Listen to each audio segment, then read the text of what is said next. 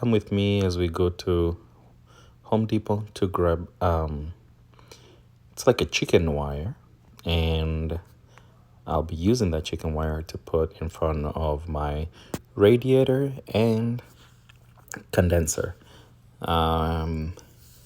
So we're going to be looking for a chicken wire that really has some really small. So here we're going to look at the prices. It seems like we have $14 and $61, and the $61 is probably going to be too much for the work that we're trying to do. So we're going to take the $14 one, and I think it's just going to be perfect. My condenser right here, right there, and right over there. Right over there. There's a black spot right there.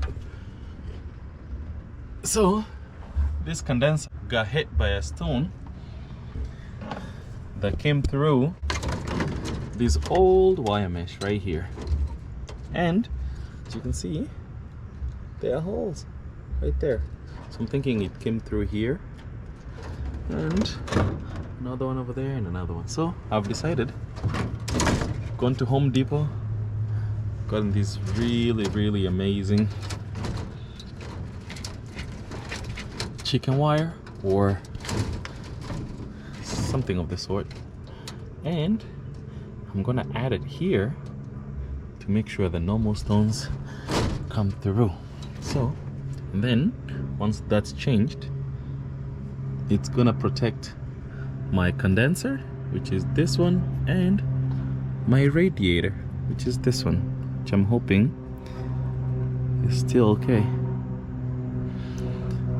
So I'm hoping that this is gonna make a difference now, since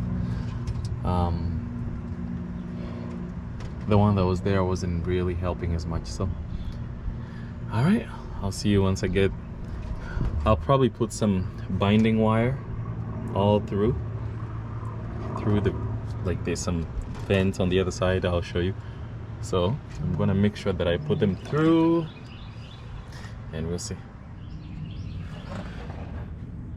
So I added some ties right here. And this came with the original net. It was the binding wire.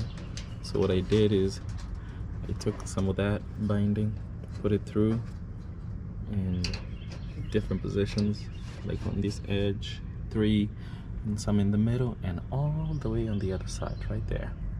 So what I did is reinforced this net right here. There was the original one that I left in place so that they could provide more protection, and I'm hoping that they should be able to stop any stones that come through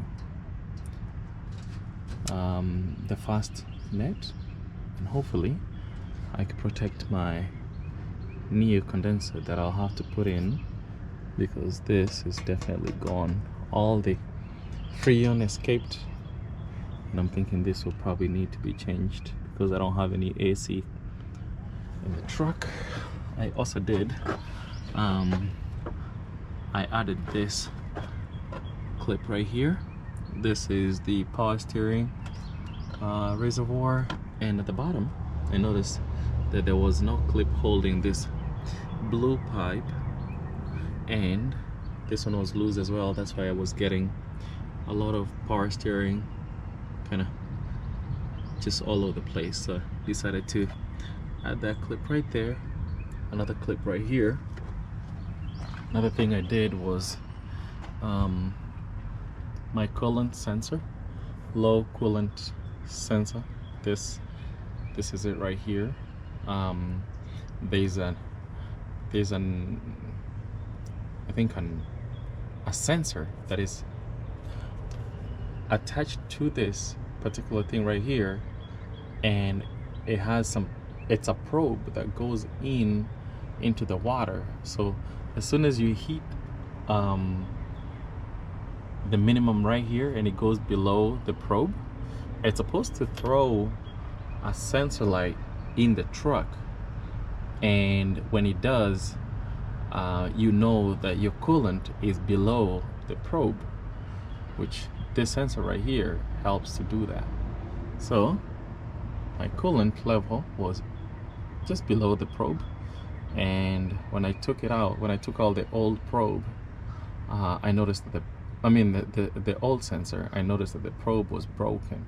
So this is a new one that I had bought a while back, because I had a problem with it. So when I noticed that that was broken, I just grabbed the new one that I had and put it on. The other thing I did was added the coolant. For some reason, this lines right here for the windshield washer, I can't get them to work. So what I'll do, I'll get a new hose for the windshield washer fluid, and I can get the washer fluid flowing again. So I'll just close the hood so that you can see how it came out.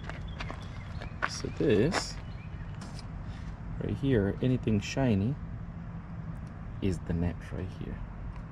So you can see right there, the old one is dark, and the new one that I put on is shining. It's aluminum, I think, and here's the binding, comes through. It's not visible unless you get close to it. Right here, a whole bunch of them in the middle. So right here, right here, right here, and right there. So hopefully that's going to help with the problem of stones making their way in to the radiator.